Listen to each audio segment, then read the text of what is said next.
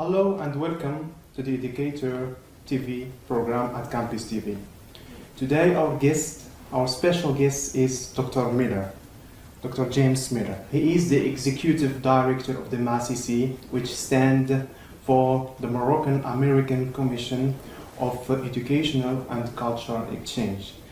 For those who doesn't know Mr. Miller, which administers the Fulbright Program in Morocco, he is a professor emeritus of geography at Clemson University, South Carolina. He was director of the American Research Center in Tunisia from 2003 to 2006. He was also a president of the American Institute for the Maghreb Studies from 2007 to 2010. 3 times Fulbright grantee in Morocco. Also is the author of geography and other publication on Morocco and in cultural geography. Miller's PhD is from the University of Texas. Thank you, Mr. Miller, for joining us today. Well, Sabir, it's a pleasure to be with you here on Campus TV. Thank you so much. So I want first of all to ask you about the Fulbright program. Many students are not familiar with it.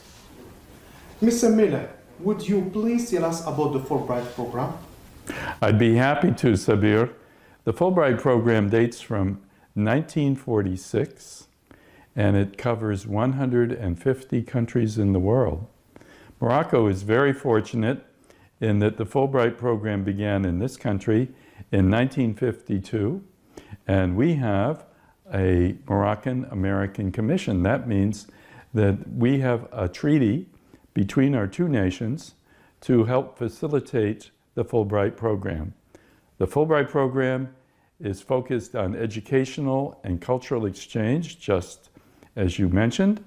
And here in Morocco, since 1982, we've had well over 1,700 Moroccans go to Fulbright programs in the United States, and we have about 800 Americans who've come here to Morocco under the Fulbright banner.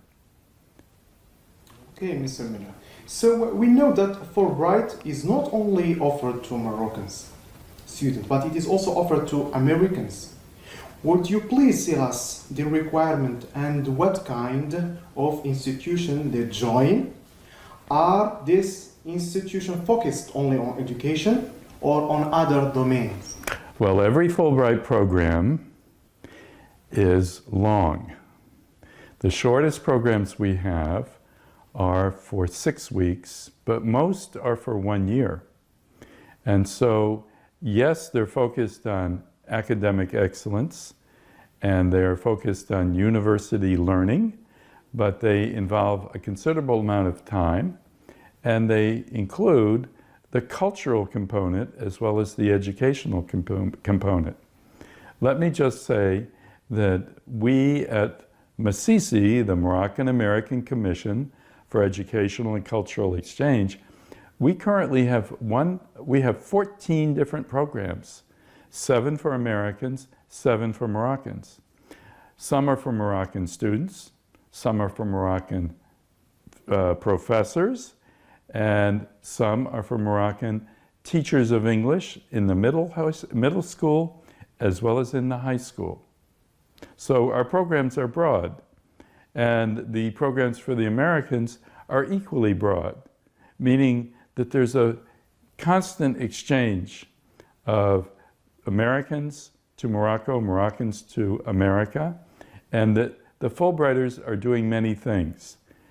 Yes, our core programs are focused on diplomas for Moroccan masters, or research for Moroccan PhD students, or research for Moroccan professors, or the pedagogy and training for Moroccan teachers. All of them include a strong cultural component. What do I mean by that? I mean that the length of time that they spend in the United States is long enough so that they get to know Americans personally. The same is true, Sabir, for the Moroccans who come here. They spend a year, sometimes a little more, and they get to know Moroccans. They live with Moroccan families, they gain Moroccan friends, and they go home knowing that Morocco and Moroccans are people that we should know better. Yes. So as we know that one of the objectives of the Fulbright program is to promote the mutual understanding between the American culture and the Moroccan culture. So hopefully we will see some American scholars joining us in our School of Education. Oh, I hope so. In the future. To move to our next question, Ms. Samir, how many countries participate in the Fulbright program? Mm-hmm. It is only for African or also from other parts of the world? Well, Sabir, as I mentioned, the Fulbright program is worldwide. It's not in every country, but 150 countries approximately. Some of the smaller island nations are not part of the Fulbright program, but here in Morocco, we have the Moroccan American Commission. The Moroccan American Commission is part of the region that is the Arab world, and we have commissions also in Egypt and in Jordan. The Moroccan American Commission and the Egyptian Commission are the only commissions in Africa, on the continent of Africa, but Fulbright is in most African countries. If there is not a commission, the Fulbright program is run by the American Embassy. We're very fortunate in this country now to have a commission that is 36 years old this year. It's very interesting, Mr. Miller.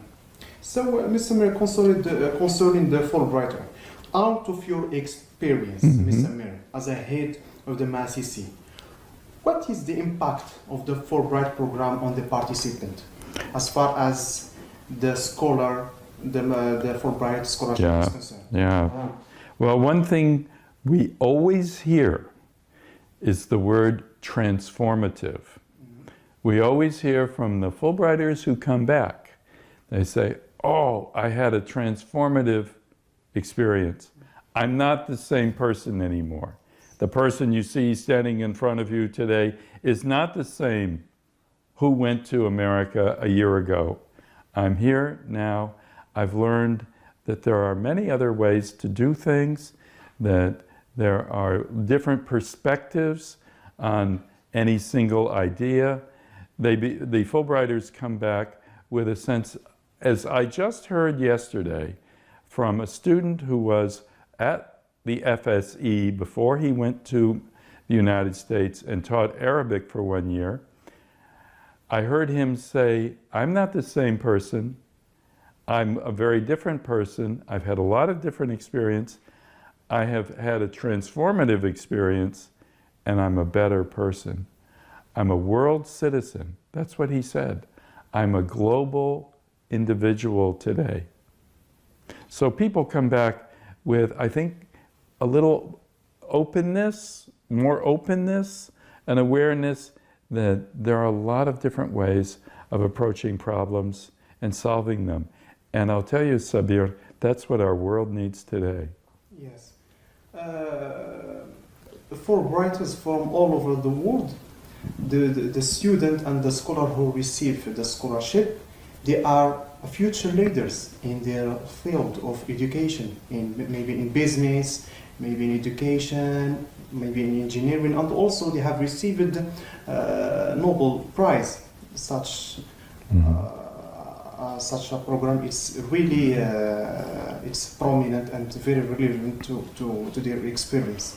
So to move to our next two questions, we have picked up two questions from our Facebook account from different students all over Morocco. So we will see what are these two questions is about after the break. So joining us after the break. Welcome back. So, Mr. Miller, for students to be chosen to participate in the Fulbright scholarship, there are some special criteria that should be present and they should that are considered by the Commission. So one of the questions that we have received is how would you describe a typical Fulbrighter? Okay? How can this student prepare himself to be lucky enough to be chosen by the Commission, Mr. Miller? Well, thank you for the question, Sabir. I want to tell you, first of all, that all the Fulbright programs are highly selective. So we don't take everyone, we take the best. We're looking for excellence. The best of the best. The best of the best. We're looking for people with, for example, in the study grant, which is for a master's, a 2-year master's in the United States. We're looking for academic excellence in their record, their transcript. We're looking for good letters of recommendation. We look very carefully at the way they answer the application, the way they fill in the application itself, which includes an essay about why you want to go to the United States, study objectives, it's called, and then there's a personal essay. We like to learn about the individual. So the English language is very important. After all, if you're going to the United States, you're going to spend your life largely in English. And so as part of the preparation for the Fulbright grant, one should, in the study grant, one should take the TOEFL. You must take the TOEFL. You must take, depending on your direction, for business students, you take the GMAT exam, or for everyone else, you take the GRE exam, and we look for high scores in those tests. So preparation is necessary. Fulbright is something that you need to strategically plan for. So if you're thinking about a Fulbright, for example, yourself, you want to start thinking a year ahead. All of our programs have their different deadlines. They all have their different cycle of activity. Once you're accepted into the Fulbright program, then it may take some time before we place you. So there's a lot of planning to do, and I encourage anyone listening to this program to think strategically about the Fulbright. But the important thing is come and see us. We're over in Hassan. We're at number 7, Zenket Agadir Street. And we're open for business every normal work day from 9 to 4. So please come and see us and get the details from us, or visit our website, masisi.org. We're there 24/7 online. Send me an email. There are a lot of ways about learning for Fulbright, but the best way is to go through the process yourself, having prepared yourself very well. Thank you, Mr. Miller, for this comprehensive elaboration. Let's move to the next question. So, what is expected from Fulbrighter after they finish their scholarship? Well, in some ways, the expectations after they finish their scholarship, whether they're high school teachers, university professors, or Moroccan students, is the same as what we expect when they left. We expect them to be flexible. We want people who are inquisitive. Are they curious? Are they willing to learn? Of course, they must be to be a good Fulbrighter, or to be a Fulbrighter at all. So when Moroccan students, scholars, teachers come home, we know that they're going to carry on the same kind of thinking about their world and thinking about how to improve it. The basic notion of the Fulbright program is to help the Fulbrighters in their country, through education and training, help their country through that training. So when they come home, they will be part of society in a more active way, and they'll have a vision for the future that they will fulfill through their careers. every Fulbrighter goes home. It is not a path toward immigration. And so when you do come home, you should stay in your home country, and here we're talking about Maghreb, the Morocco, that we all know and love, and you should be here for 2 years before you can not just go to the United States, but ask for a visa again. So there is that 2-year home rule residency requirement. That's probably something that has led to a lot of good being done in this country by Moroccans realizing that, you know, this is my country, I'm going to build my future here, but it's not just me, it's my family, my community, and indeed the collective citizens of Morocco, the public who benefit from Fulbright.